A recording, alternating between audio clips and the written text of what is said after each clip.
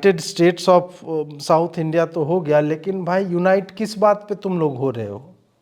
सारे लोग काले दिखते हो इस बात पे, या फिर सारे लोगों को हिंदी से घृणा है इस बात पे? नहीं, मैं कोई रेसिज्म नहीं कर रहा हूँ, काले दिखते ये एक फैक्ट है, गोरे लोग भी बहुत हैं। और हमारी तमन्ना को भी तुम लोग उठा के ले चले गए, बताओ यार, इतनी गोरी चिट्ठी थी। डिस्टॉर्टेड मेजॉरिटीज़ को प्रिवेंट, ये नए नए वामपंथियों का यही होता है। वो कुछ शब्द जो है ना इसके पृष्ठभाग में घुसते हैं और कुलबुलाते रहते हैं कि हमको मुंह से निकालो। त्रिपाठी जो है ऐसा चू टाइप का आदमी है। 2018 में यही लोग जब कांग्रेस को चुन रहे थे तो वो बड़े मतलब विचारक वाले पार्टी हो गए, तो वो लोग फिर क्या फर्टिलिटी रेट, मोदी जी जाके वो 2 बूंद जिंदगी की पिलाने की जगह क्या फर्टिलिटी का दवाई पिला रहे थे। ये जब लिख रहे होंगे ना, रो रहे होंगे, वही इनके पिछवाड़े से लहसुन का रस निकल रहा है। जॉयदास जी जो है, इनका दोगलापन ये है कि ये बेचारे हैं बंगाली, वोट देते होंगे टीएमसी को और काम करने जाते हैं उधर, मुंबई जा रहे हैं। मुंबई में किसकी सरकार है? कोई व्यक्ति जिसकी शक्ल सूरत अच्छी ना हो, उसके पास कोई अच्छी नौकरी भी ना हो, और वो लड़की उसके प्यार में पड़ जाती है, वो पूछते हैं लोग इसमें क्या देखा? तो प्यार है, नल वोटिंग हो रही है जिसमें आप ये नहीं देख रहे, अंधी मोहब्बत है। आरफा जी ने कहा है तो उनका हो सकता है कि अपना अनुभव इस तरह का रहा होगा, वो कभी पड़ी होंगी चक्कर में, और इतना कन्विक्शन के साथ वो आखिर कैसे बोल सकते हैं कि वो प्यार ही है? प्यार है, यही तो प्यार है। और ये जो आपने वीडियो देखा है, ये न्यूज लॉन्ड्री वालों ने 8 घंटे का रंडी रोना वहाँ पे चला इन लोग को, जिसको आरआर भी कहा जाता है। चूतियों की इतनी बड़ी मंडली मैंने पहले कभी नहीं देखी है। 2018 5 साल ही पहले है, उस वक्त भी तुम लोग ये तीनों जीते थे, और उसके बाद मोदी आया और तुम्हारी जो है 4 चवन्नी घोड़े पे, और तुम्हारा लॉजिक, उनके लॉजिक में भी फोटोशॉप कभी कभार हो जाता है। वो कर्व्स जो है लॉजिक में भी ऐसे ऐसे स्ट्रेट लाइन जाना मतलब है सपाट, लेकिन लॉजिक में ऐसे कर्व आ जाएगा। तो आरफा जी करके देखिए, करने से ही तो होता है ये सब। ईवीएम में भी मैनिपुलेशन हो, कुछ लोग ऐसा कर रहे हैं। तुम्हारे गाल के साथ एक आदमी ने मैनिपुलेशन किया था, याद है कि नहीं? तो उस थोड़ा ऊपर मार देता तो हो सकता है दिमाग का सर्किट जो हिला हुआ है तुम्हारा वो ठीक हो जाता। और यही गोबर बेल्ट तुम्हें फिर से पेलेगा 2024। आगे बढ़ने से पहले मैं आपसे अनुरोध करना चाहूँगा कि लाइक करें, शेयर करें, चैनल को सब्सक्राइब कर लें। आधे लोगों ने सब्सक्राइब नहीं किया है। अगर आप हमारी सहायता करना चाहते हैं तो QR कोड आपके स्क्रीन पे है और नंबर भी नीचे है, जिसके माध्यम से आप हमारी सहायता भी कर सकते हैं। आइए रोस्ट को आरंभ करते हैं। नमस्कार दोस्तों, कल जो हुआ उसके ऊपर कुछ कहा न जाए, रोस्ट ना हो तो मुझे लगता है कि वो मेरे सेटरिस्ट होने का या राजनीतिक व्यंगकार होने पे एक धब्बा की तरह रह जाएगा। तो आइए आरंभ करते हैं कि कैसे ये वामपंथी बेचारे कैसा महसूस कर रहे हैं, और उनके ट्वीट्स जो जिस तरह से आ रहे हैं, तो उसे देख के उनका जो दुख, दर्द, पीड़ा, कष्ट और तमाम तरह के जो भी पर्यायवाची शब्द होते हैं, उनको देख करके मेरा भी हृदय जो है वो द्रवित हो गया। और मैंने सोचा कि इनके ट्वीटों को और भी लोगों तक ले जाना जो है वो अत्यावश्यक है। इनके सारे ट्वीट को हम 5-6 बिंदुओं में बांट सकते हैं, जिसमें एक पहला है कि साउथ ने रिजेक्ट कर दिया है बीजेपी को, साउथ रिजेक्ट्स बीजेपी, जैसे कि कांग्रेस तो पूरा साउथ रूल कर रही है अभी। उसके बाद एक है कि इलिटरेट, गंवार, गोबर खाने वाले, ये काव बेल्ट वाले जो हैं, इन सालों को यही जो बच्चे पैदा करते हैं, ये लोग जो है यही लोग बीजेपी को वोट देते रहते हैं। उसके बाद एक है कि कांग्रेस को सॉफ्ट हिंदुत्व करना जो है वो भारी पड़ गया। ये जो है इनको हार्ड हिंदुत्व वाले से लड़ नहीं सकते, इनको सॉफ्ट वॉप जो है वो नहीं करना चाहिए था। उसके बाद एक दो और एब्सर्ड लॉजिक आया है, जिसमें आरफा खानम शेरवानी जी फीचर करेंगी 2 बार, और एक अपने प्यारे रवीश जी आएंगे, उन पे भी चर्चा करेंगे। और उसके बाद फिर कुछ लोग जो हैं वो सिंप कर रहे हैं बेचारे, मतलब वो कांग्रेस से निकाले जा चुके हैं, लात मार के निकाल दिया गया है, लेकिन अभी भी वो कांग्रेस के लिए जो होता है ना कंस्ट्रक्टिव क्रिटिसिज्म, कि हम बता रहे हैं आपको कि आपने कमलनाथ को ऐसे खुला नहीं छोड़ना चाहिए था, आप सचिन पायलट को 1 साल पहले भी अगर दे देते तो ये हो जाता, वो हो जाता। तो इन बिंदुओं पे चर्चा करेंगे। लगभग 30 से 40 ट्वीट के स्क्रीनशॉट हैं हमारे पास, जो जब मैं बात करूँगा तो हमारे इधर स्क्रीन पे रहेगा, और जब मैं आपको बताऊँगा उसमें क्या लिखा हो फुल स्क्रीन पे डालूँगा, ताकि आप भी उसका जो उस पीड़ा की अनुभूति जो है, जब वामपंथी जब कराहते हैं ना, तो हमारी तरफ एक कहावत है, और उस कहावत का पहला शब्द मैं चेंज कर दे रहा हूँ, पिछवाड़े से लहसुन का रस निकलना, वो कहा जाता है कि बहना। तो आप समझ ही गए होंगे कि मैं क्या कहना चाह रहा हूँ। तो वही लहसुन का रस जो है बेचारों के पिछवाड़े से बह रहा है, और वो एक एक ट्वीट में आपको दिखेगा। लेकिन उससे पहले मैं आपको इस लड़की की उत्कृष्ट जो है, इसने छोटा सा एक वीडियो इन्होंने डाला है, नाम नहीं जानता मैं इनका, उनका वीडियो मैं चाहता हूं कि आप देखें। दादा दादी का इलाज आयुष्मान कार्ड से हो रहा है, पिताजी किसान सम्मान निधि का फायदा उठा रहे हैं, और माताएं और बहनें लाडली बहनों का फायदा उठा रही हैं, और उनकी औलादें कह रही हैं कांग्रेस आएगी कांग्रेस। ये देखिए कितने अच्छे से एक्सप्लेन किया, और ये मुझे लगता है कि पूरे वोटिंग पैटर्न की सच्चाई को इन्होंने इस छोटे से, हालांकि ये एक फनी टेक है, हास्य रस उत्पन्न करने वाला वीडियो है, बट इसमें गांभीर्य भी है कि कैसे बाप जो है एक योजना का लाभ उठा रहा है, बहन और माँ जो है लाडली बहना ये सब उठा रही है, और बेटा जो है वो कि हम कांग्रेस कैसे आ रही, कांग्रेस का कैसे आ रही, ये वंडर कर रहा है। खैर आगे बढ़ते हैं। मोदी जी का आपने ये वीडियो तो देखा ही होगा। कुछ लोग जो जलने वाले हैं, वो दुष्ट लोग, तो कहेंगे कि दिस इज फोटोशॉप, लेकिन मुझे नहीं लगता। आप देखिए कि एकदम कमलनाथ और ये ही है, अशोक गहलोत हैं। ये वीडियो आप देखिए। ये तो होता रहता है। सुनाइए भाई, देश आप लोगों को देख रहा है। मैंने सोचा मिल लूँगा सबको। होता है, कह रहा हूँ, कहते हैं आप लोग मेहनत बहुत की है, लेकिन ये वीडियो देखने के बाद मतलब कुछ लोग कह देंगे कि नहीं वो ब्लू जर्सी कब पहना, ये सब होता है, लोग पहनते हैं इस तरह से। गए थे ये लोग पीएमओ मिलने के लिए इस होप में कि देखिए कि जयराम रमेश जी ने कहा कि मात्र 2% से ही हम लोग पीछे रह गए। कुछ लोग बता रहे हैं कि टोटल नंबर ऑफ वोट्स में कांग्रेस जो है चारों स्टेट में आगे रही है, तो इस कारण हमें ही जो है कंटिन्यू करने दीजिए, सीएम अशोक गहलोत जी ने बोला, और कमलनाथ जी ने बोला कि मुझे जो है सीएम दोबारा से बना दीजिए। तो नरेंद्र मोदी जी ने हाथ पकड़ के कहा कि आप हार गए हैं और पूरा देश आपको देख रहा है, इस तरह की नौटंकी जो है आपको नहीं करनी चाहिए।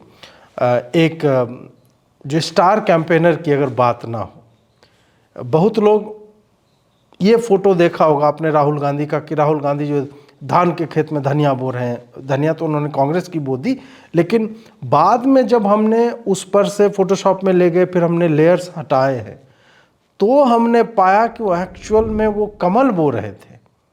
यहाँ पे ये फोटो देखिए, इस हैंडल ने शेयर किया, अंकिता ने, तो वो वहाँ पे कमल बो रहे थे। और इसी कारण से राहुल गांधी जी को लंबे समय से कहा जाता है कि ये भाजपा के स्टार कैंपेनर हैं, और भाजपा ने उनको वहाँ पे रखा हुआ है। और ये बार बार राहुल गांधी साबित करते हैं, जहाँ कैंपेन करने जाते हैं वहाँ भाजपा जो है प्रचंड बहुमत से विजयी होती है, तो उनको तो क्रेडिट जाना ही चाहिए।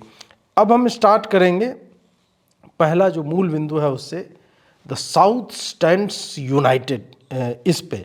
अब देखिए कि ये एक महोदय हैं, इन्होंने जो ट्वीट किया है, United states of south India BJP free south with Dravidians.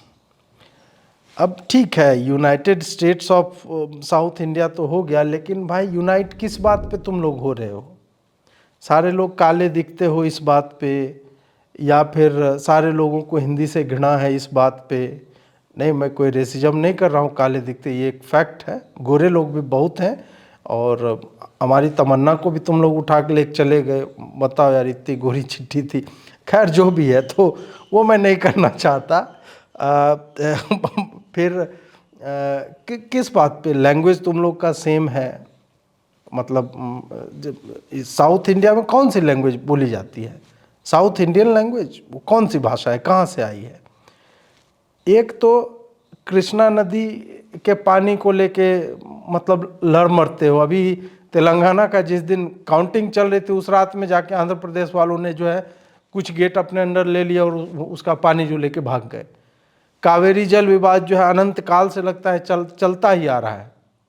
और यूनाइटेड स्टेट्स ऑफ मतलब साउथ इंडिया, तो वही है कि दिल के खुश रखने को गालिब ये ख्याल अच्छा है।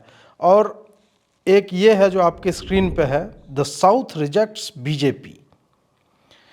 मेगा अपडेट्स ने लिखा था कि you can not win elections by opposing Sanatan Dharma, और ये उदयनिधि स्टालिन वाला जो स्टेटमेंट था उसको लेकर के था। तो उस पर इसने कोट करके एक है बेचारा इंडिया विनोद डीएम के, होता है ना कुछ लोग जो है स्वप्न दोष होता है या शीघ्र पतन जैसे गुप्त रोगों के शिकार होते हैं, तो उन लोगों का है। तो इन्होंने लिखा है द साउथ रिजेक्ट्स बीजेपी। मान लो रिजेक्ट कर भी दिया तो क्या मतलब क्या करें इसका? यूएन में जाओगे कि भैया साउथ ने रिजेक्ट कर दिया है, तो फिर आ जाएगा कर्नाटक में, तो कर्नाटक को काट के हटा देना। कहना क्या चाहते हो? और बीजेपी वहां था कहां जो साउथ को रिजेक्ट कर दिया? एक सीट था उससे 8 हो गया तेलंगाना में। वोट शेयर इसका बढ़ा ही है।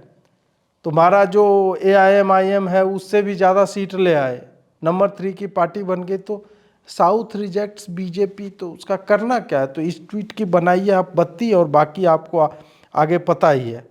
और एक जो फैक्ट है वो भी आपके स्क्रीन पे मैं रखना चाहूँगा कि नवंबर का GST का कलेक्शन है, वो भी ये जो साउथ वर्सेस नॉर्थ का जो चल रहा है कि गाय गोबर बेल्ट और ये सब, तो उसी में आपकी स्क्रीन पे देखिए नवंबर का GST कलेक्शन केवल महाराष्ट्र और गुजरात का 36,438 करोड़ रुपये है, और तमिलनाडु, कर्नाटक, केरल, तेलंगाना, आंध्रा मिला करके 33,819 करोड़ है। तो भाई ये जो यूनाइटेड स्टेट्स ऑफ साउथ है, तो क्या करोगे? ना पैसा दे रहे हो, ना GST तुम्हारे पास आ रहा है, तो क्या करना है? इस यूनिटी का क्या करें हम? अचार बनाएं? अब एक आता है इनका गोबर बेल्ट वाला लॉजिक, ये भी देखिए। एक कोई नितिन करके NKK 123, गोबर belt is with BJ party, उनको गोबर मुबारक। ये बेचारे ये बीजे यात्रा में बेचारे बीजे पा रहे थे बहुत ज़्यादा बढ़िया से, तो वही इनको लग रहा है गोबर बेल्ट इज़ विथ। और यही गोबर बेल्ट तुम्हें फिर से पेलेगा 2024 का। ये तुम कितना भी डिनाई कर लो कि विधानसभा का ट्रांसलेट नहीं होता सब, ये मोमेंटम है। तुम्हें फिर से एक बार रोने का मौका दिया जाएगा वामपंथियों, तुम फिर रोओगे, फिर गाओगे, और इसी तरह गोबर बेल्ट। और ये तो चले जाओ निकल के गोबर बेल्ट से, इधर मत आया करो, क्या करना है। और एक है ये doctor Jwala Gurunath, South Indians have proved once again they are smart, nothing can be done about cow. अब देखिए साउथ इंडियंस स्मार्ट तो क्या है वो तो दिख ही रहा है अगर इस लॉजिक से चले। अब ये ज्वाला गुरुनाथ अगर ये साउथ इंडियन हैं, मतलब अगर हैं तो, क्योंकि फिर तो काउ बेल्ट से हो जाएंगे, साउथ इंडियन नहीं होंगे तो गोबर के उपले थापती होंगी।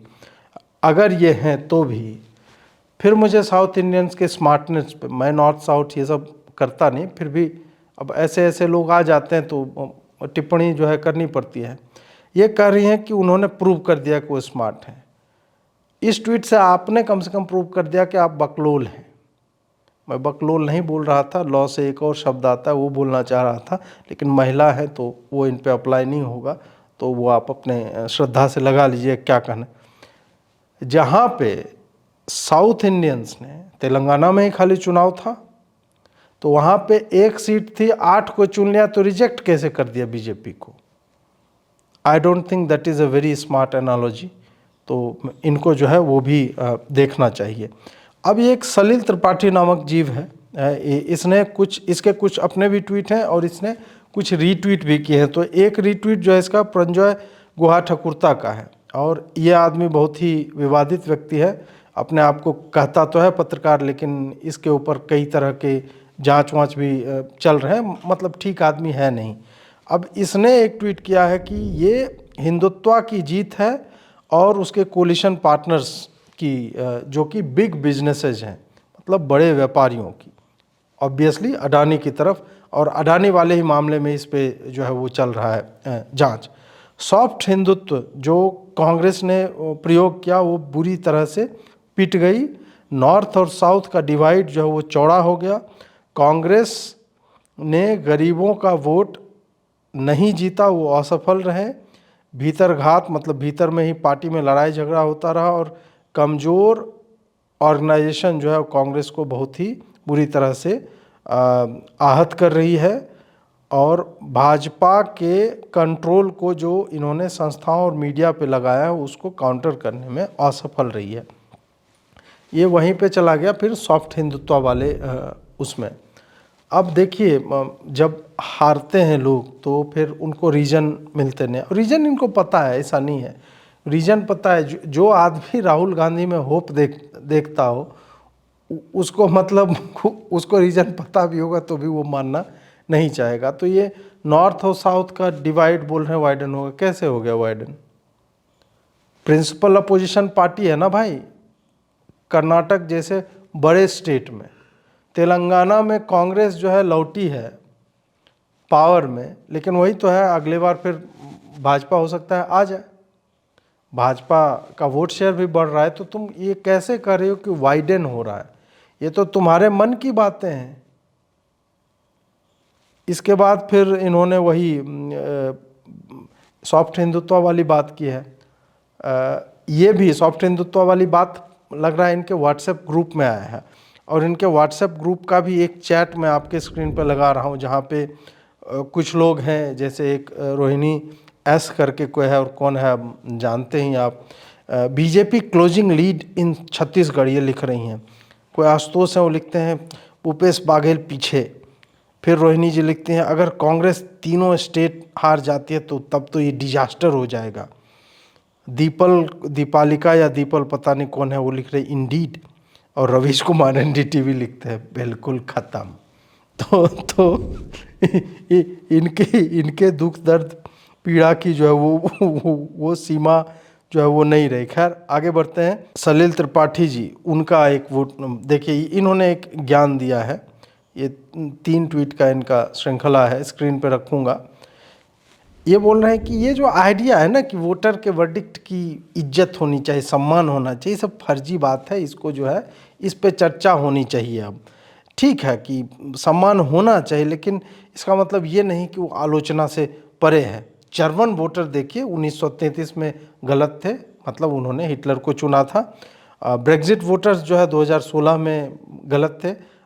पता नहीं कि जर्मनी वाले क्यों गलत हो जाते हैं। मुझे हिटलर को चुनने के कारण पूरी की पूरी जनता गलत हो जाती है। हिटलर को चुना, उसके बाद हिटलर जो है पगलेट आदमी था, उसने कुछ किया, तो उसके लिए जनता कैसे, मतलब डेमोक्रेसी पे कैसे तुम क्वेश्चन कर सकते हो। और हिटलर के होने के और भी अच्छे भी परिणाम मिले थे।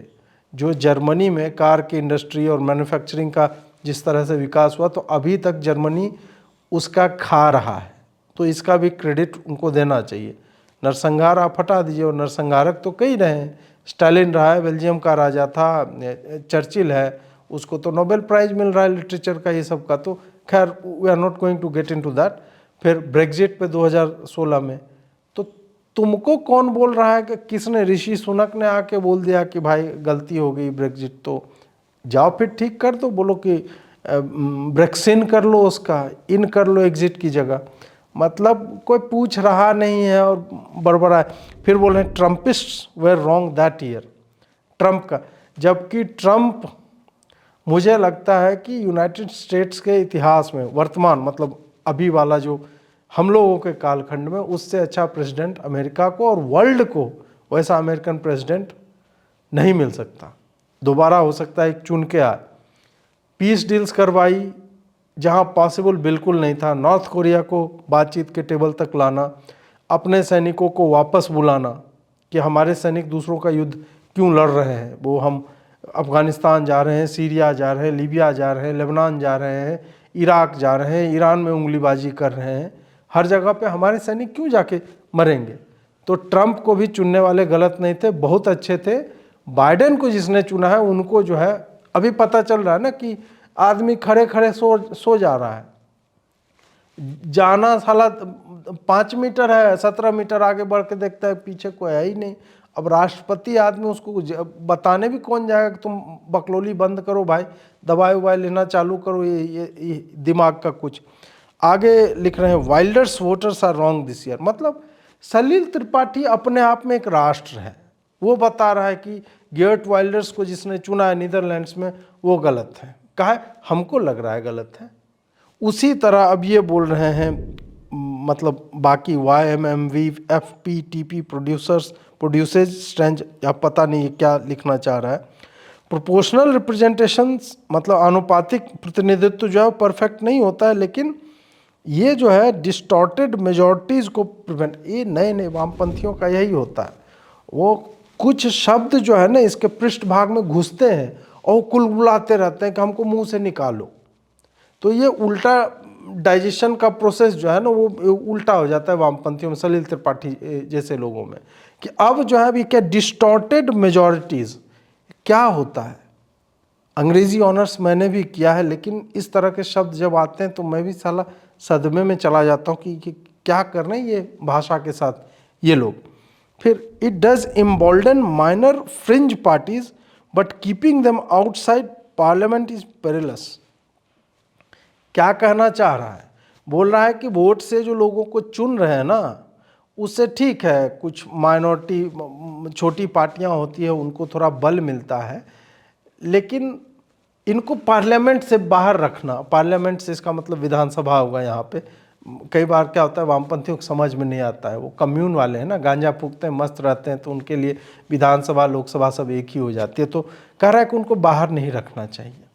कम्युनिस्टों में यही होता है, कोई चुनना उन्ना नहीं है, जिसको मन है उसको बिठा दो। तो ये वही चाह रहा है कि छोटी पार्टियां भी उनको बाहर आप मत रखिए। मतलब कल को सलील त्रिपाठी घोषित कर दे कि जो है हम STD पार्टी एक खोल रहे हैं। अब STD पार्टी हमने खोल दिया है तो हमें भी पार्लियामेंट में जगह दो, काहे कि हमने पार्टी एक खोल दिया, बस ये इसका और कोई वो नहीं है। तीसरा इसका ट्वीट है कि कांग्रेस की जीत जो है वो पहले डिस्प्रोपोर्शनेट हुआ करती थी कि जितनी बड़ी पार्टी ने उससे ज़्यादा इसको वोट मिल रहे हैं, और भाजपा भी उसी राह पे चल रही है। और इन दोनों में से कोई भी party, none of the major parties in India will opt for PR। अब प्रोपोर्शनेट रिप्रेजेंटेशन की ये बात कर रहा है कि जितनी पार्टियां हैं उनके हिसाब से रिप्रेजेंटेशन इनको दे दो। So it will continue to be an imperfect democracy. ये सब वामपंथियों के विचारक माने जाते हैं। बाय द वे, विचार कहाँ करते हैं? खेत में जाते हैं, लोटा लेकर वहाँ बैठते हैं और फिर वहाँ पे विचार करते हैं। बियॉन्ड दैट आपको पता चल ही रहा होगा कि इनके इंटेलेक्ट का स्तर विचारों का क्या है। खैर आगे बढ़ते हैं। सलील त्रिपाठी जी का ये वाला जेम है, मतलब इसको तो अवार्ड मिलना चाहिए इस ट्वीट के लिए। मैं यह जानता हूँ कि कोरिलेशन जो होता है कॉज नहीं होता है, मतलब कुछ तथ्य हैं वो रिलेटेड हैं आपस में, तो वही कारण नहीं होते हैं किसी आउटकम का। लेकिन वैसे राज्य जहाँ पे साक्षरता दर कम है, फीमेल साक्षरता दर भी कम है, फीमेल लेबर फोर्स पार्टिसिपेशन जो है वो भी कम है, हायर यूज़ ऑफ हिंदी है, मतलब हिंदी भाषी लोग जहाँ ज़्यादा हैं, पॉपुलेशन जहाँ ज़्यादा है, फर्टिलिटी जहाँ पे ज़्यादा है, और lower tolerance of meat eating है। मतलब मीट ईटर्स को देख के उनकी सहिष्णुता जो है वो कम हो जाती है। ऐसा लगता है कि वो लोग बीजेपी को वोट करते हैं। हाई फर्टिलिटी तो एक कम्युनिटी की है त्रिपाठी जी, और उस कम्युनिटी में ये भी देखा गया है कि 100% आतंकवादी जो होते हैं उसी कम्युनिटी के होते हैं। मैं भी कुछ वैसे स्टेट नहीं कर रहा हूँ, मैं भी वामपंथियों के जो ये सब विचारक शिरोमणि हैं तो उन्हीं के लाइन पे जाने की चेष्टा कर रहा हूँ।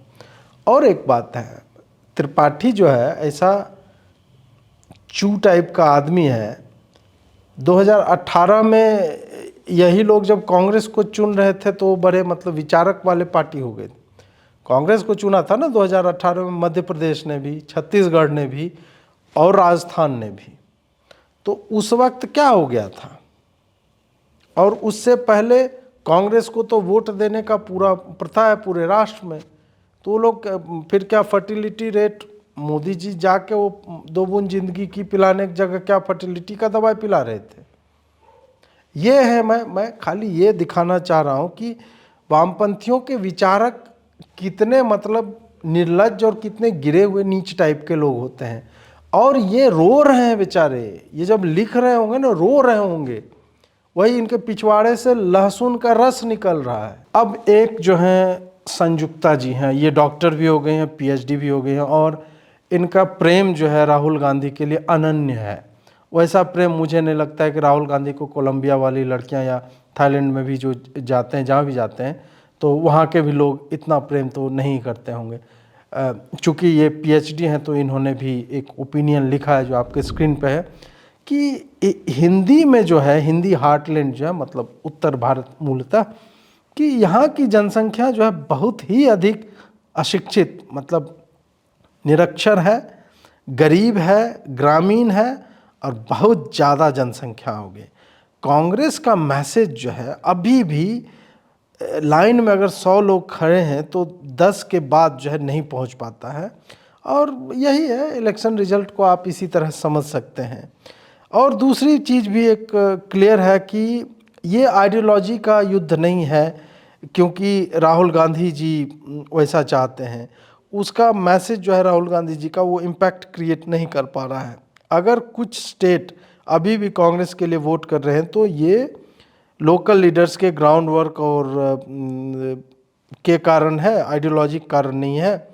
और ऐसा होना चाहिए लेकिन ऐसा हो नहीं रहा है। हम पहले भाग पे चर्चा करेंगे कि कांग्रेस का मैसेज जो है पहले 10 लोगों तक पहुंचता है, बाकी के 90 तक नहीं पहुंचता है। संयुक्ता जी, लाउड स्पीकर का यूज कीजिए। अगर पहले ही 10 तक जा रहे हैं, लाउड स्पीकर से बोलिए। मुझे नहीं लगता है कि, या तो फिर शशि थरूर जी अपनी अंग्रेजी में बोलते हैं, जो ग्रामीण महिलाओं को जो निरक्षर है जिनकी बात आप कर रहे हैं वहाँ तक नहीं पहुँच पा रहा है, तो कोई ऐसी भाषा का प्रयोग कीजिए जिससे आपको घृणा ना हो, आप जिस पार्टी को सपोर्ट करती हैं। राहुल गांधी तो भाई किसी भी भाषा में बोलते हैं, आनंद तो आ ही जाता है। तो उस तरह से तो ये सब जो है मुझे नहीं लगता है कि ऐसे ब्लेम करना चाहिए। और उससे कुछ मिलने वाला है नहीं कि गोबर खाता है, इलिटरेट है, बहुत ज़्यादा जनसंख्या है। The fact of the matter is कि यही जनसंख्या बार बार चुन रही है नरेंद्र मोदी को, चाहे योगी हो, हिमांता बिस्वा हो, शिवराज सिंह चौहान हो। मतलब इन सब का वही लॉजिक है। साले 2018 में ये लोग बड़े लिटरेट हुआ करते थे, 2023 में जो सब इलिटरेट हो गए और अचानक से पॉपुलेशन जो है वो मतलब बढ़ गया। अब एक है ये जॉय दास, नाम तो जय होगा, जॉय लिखता है। तो ये एक मतलब बहुत ही थॉटफुल इन्होंने बात कही है कि सच्चाई या वास्तविकता भारत की ये है कि एक श्रमिक जो उत्तर प्रदेश का है, केरल में जाके काम करेगा और बढ़िया जीवन जिएगा, अभी भी बीजेपी को ही वोट करेगा यूपी में, टू सपोर्ट हिज रिलीजन, अपने धर्म के प्रति विश्वास मतलब आस्था दिखाते हुए, उसको समर्थन दिखाते हुए। जली जली तेरी, वो जली वाला गाना आप सोच लीजिए, और जियो रे जॉय बली। अब जॉय दास जी जो है, इनका दोगलापन ये है कि ये बेचारे हैं बंगाली, वोट देते होंगे टीएमसी को और काम करने जाते हैं उधर, मुंबई जा रहे हैं। मुंबई में किसकी सरकार है? लाइफस्टाइल भी मुझे लगता है कि मैं तो दोनों जगह पे गया हूँ, और नहीं भी गया होता तो भी हम जानते हैं कि बंगाल की लाइफस्टाइल क्या है। बंगाल के भी मैं समुद्र तट तक गया हूँ, अंतिम गांव तक गया हूँ।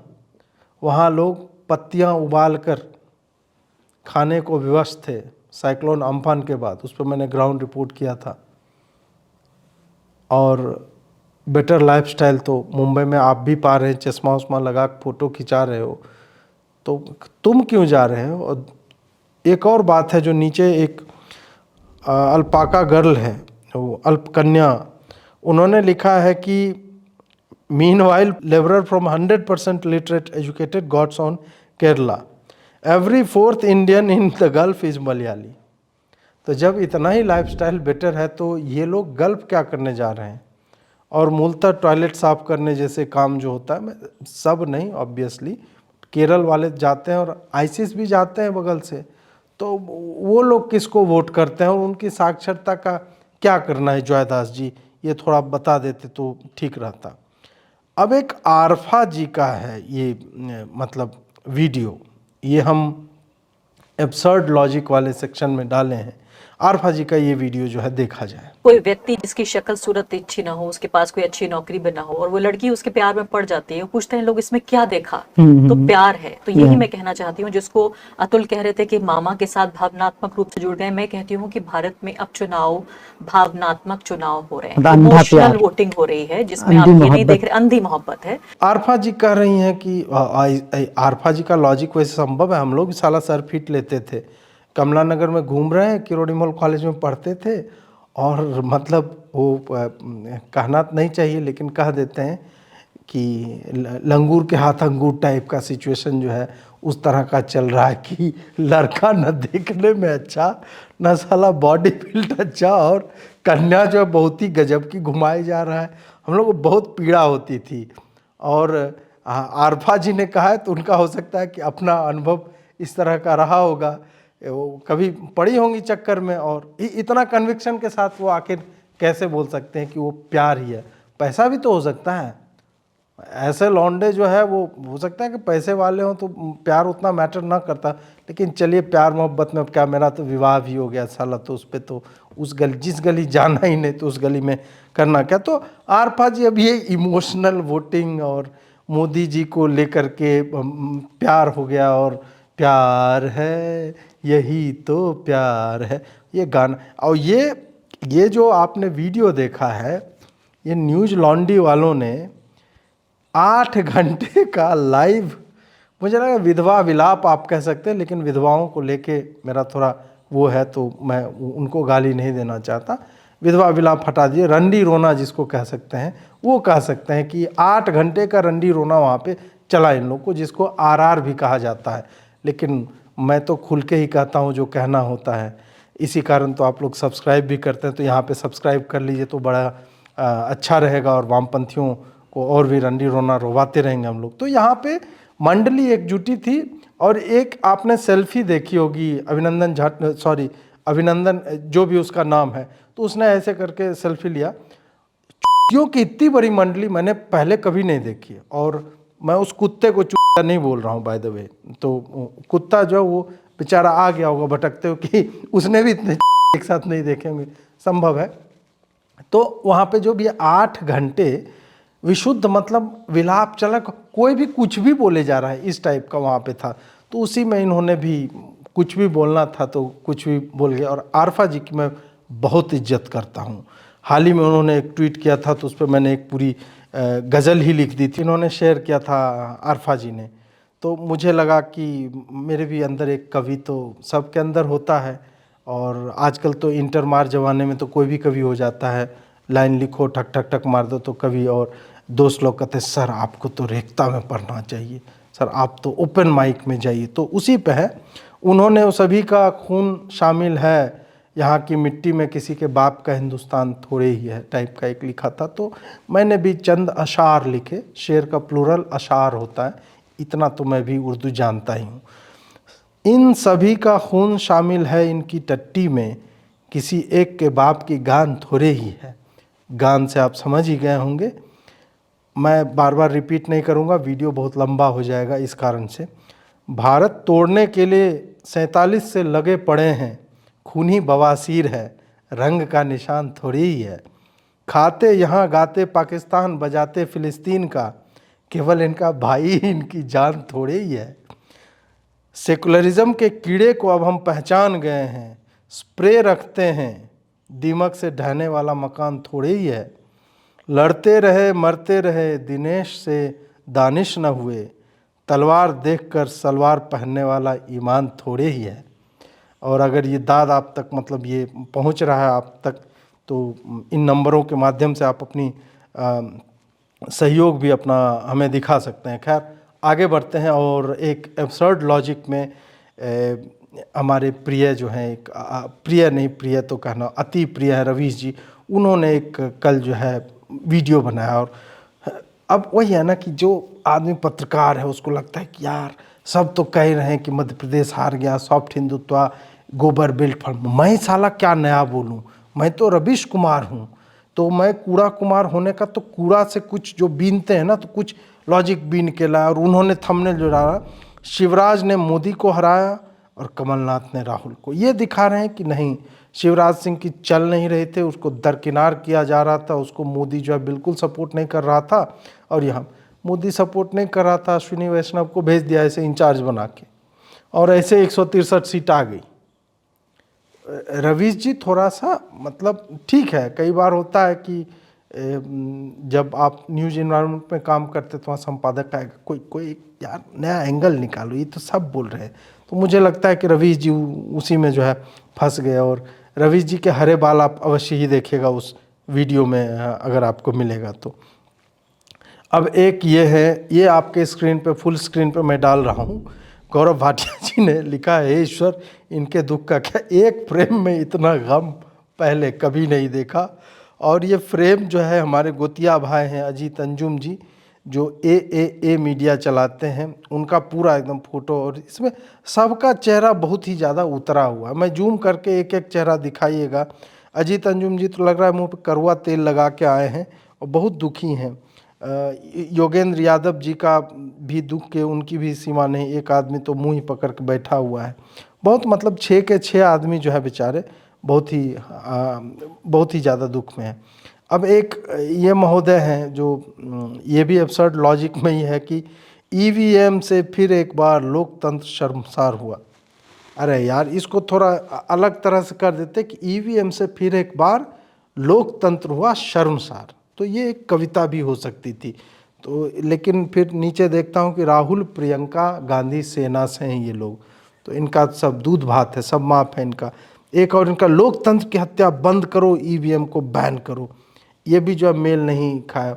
ईवीएम को प्रतिबंध करो, या ऐसे कर लेते बंद प्रतिबंध, इस टाइप से कुछ बन सकता था। लेकिन वही है कि राहुल प्रियंका वालों से कितना आप मतलब क्या क्या एक्सपेक्ट कर सकते हैं। अब एक ज्योतिषी जी हैं, उनका नाम है जयराम रमेश। ये लिख रहे हैं कि ठीक 20 साल पहले भी कांग्रेस को छत्तीसगढ़, मध्य प्रदेश, राजस्थान में हुए विधानसभा चुनाव में हार का सामना करना पड़ा।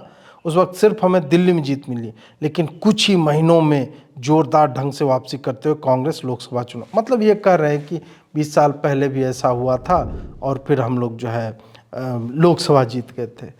2018 5 साल ही पहले है, उस वक्त भी तुम लोग ये तीनों जीते थे। और उसके बाद मोदी आया और तुम्हारी जो है 4 चवन्नी घोड़े पे, और तुम्हारा लॉजिक तो जो भी है। आगे दूसरा ट्वीट जो है इनका है, यह सच है कि छत्तीसगढ़, मध्य प्रदेश, राजस्थान में भारतीय मतलब कांग्रेस का प्रदर्शन निराशाजनक रहा, लेकिन वोट शेयर के मामले में कांग्रेस भाजपा ज़्यादा दूर नहीं है। अब छत्तीसगढ़ में 4%, मध्य प्रदेश में 8%, राजस्थान में 2%, जुड़ेगा भारत, जीतेगा इंडिया। भाई AIMIM को 2.2% वोट शेयर है और 7 सीट है। भाजपा का 7 से 8% वोट शेयर है और 8 सीट है। तो 2% से बहुत खेल हो जाता है। और ये जाके वैसे दिखाओ उसको, सोनिया जी के पास जाओ, उनको बोलो कि देखिए ना, हमारा तो एकदम इतना कम है, तो हमारी सीट जो है डिफरेंस इतना कम है, तो सीट इतना कम क्यों है। तो ये सब लॉजिक इनको तब नहीं दिखता है जब ये लोग जीतते हैं, ये खाली उसी वक्त दिखता है जब ये लोग हारते हैं। अब आरफा जी हमारी फेवरेट आजकल होती जा रही हैं, मतलब फेवरेट पत्रकारा इनको कहा जा सकता है। तो इन्होंने एक और वीडियो में उसी दिन 8 घंटे में तो एक जेम थोड़े निकलेगा, बहुत सारा निकलेगा।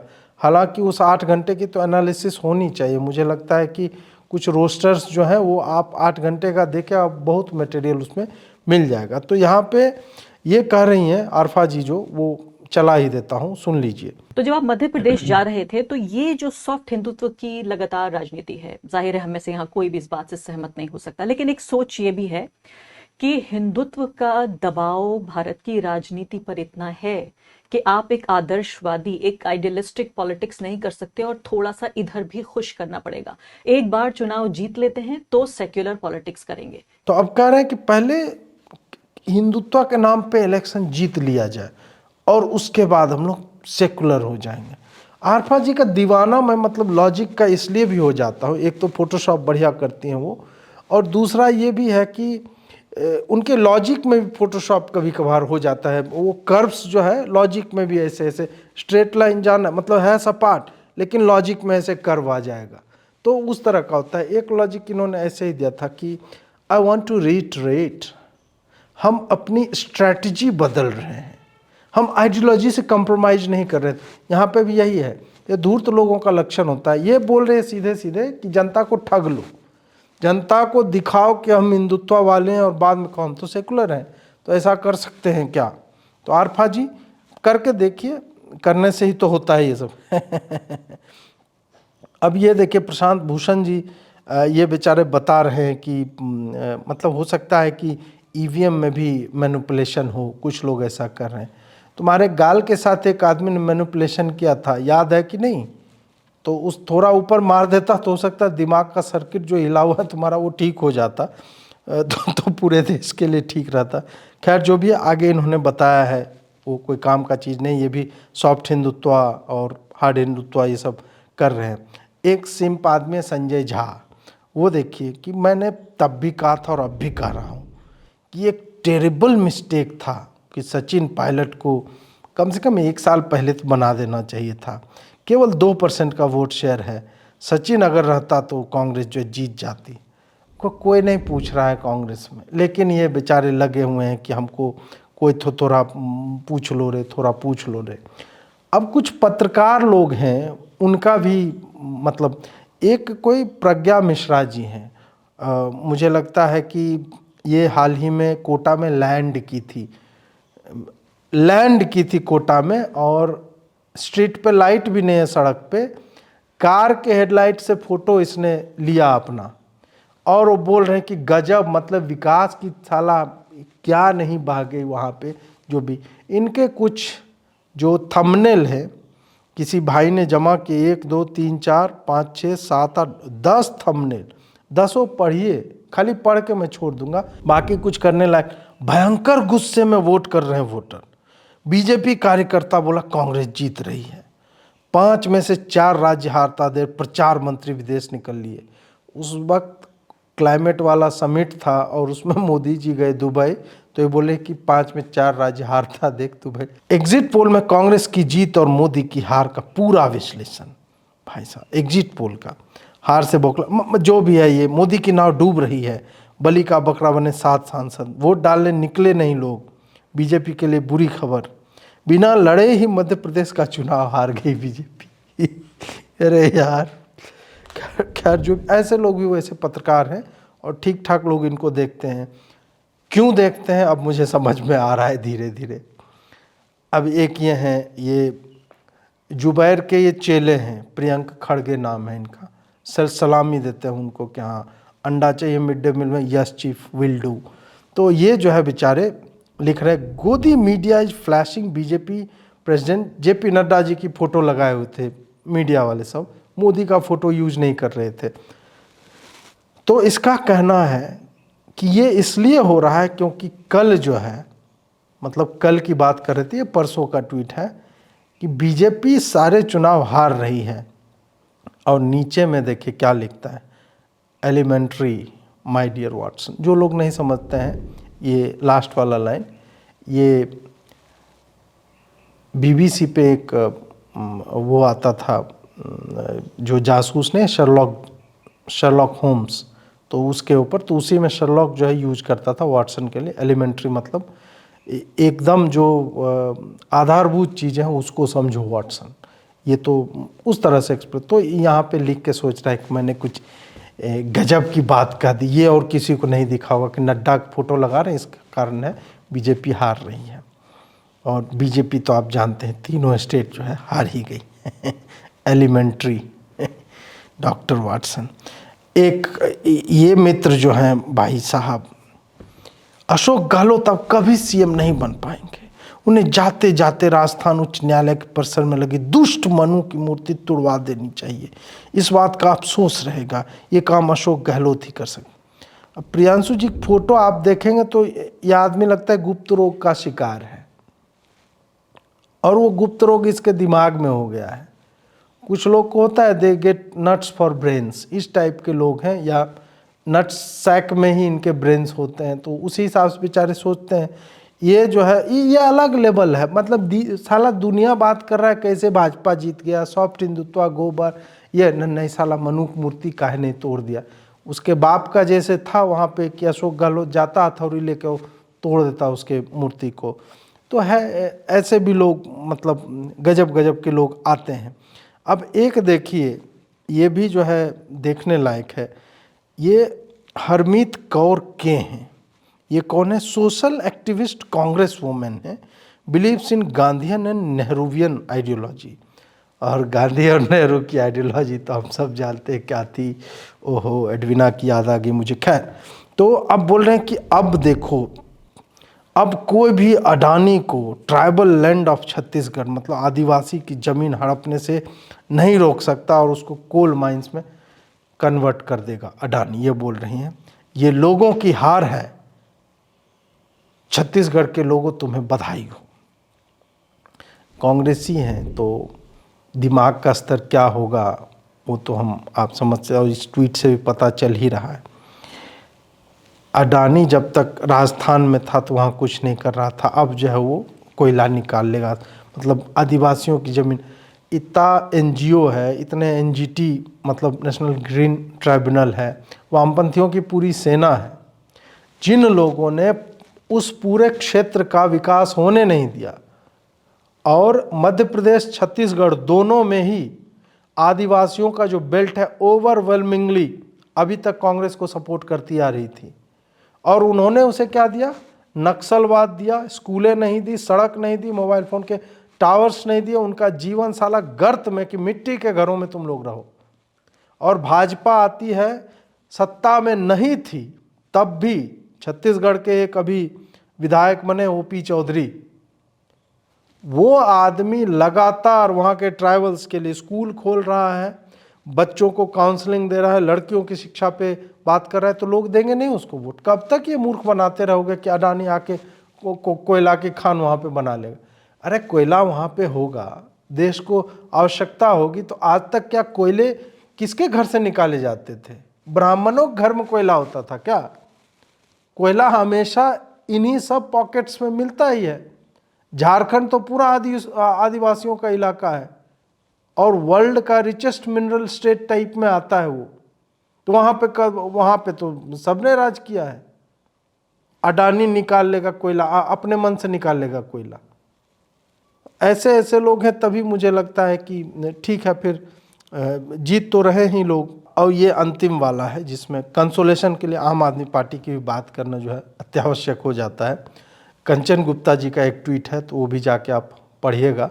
स्क्रीन पे भी डाल रहा हूँ कि आम आदमी पार्टी के 99.9% जहाँ पे भी ये लड़े, हर जगह मतलब ऐसा भी नहीं है कि दूसरे तीसरे चौथे नंबर पर ना भाई।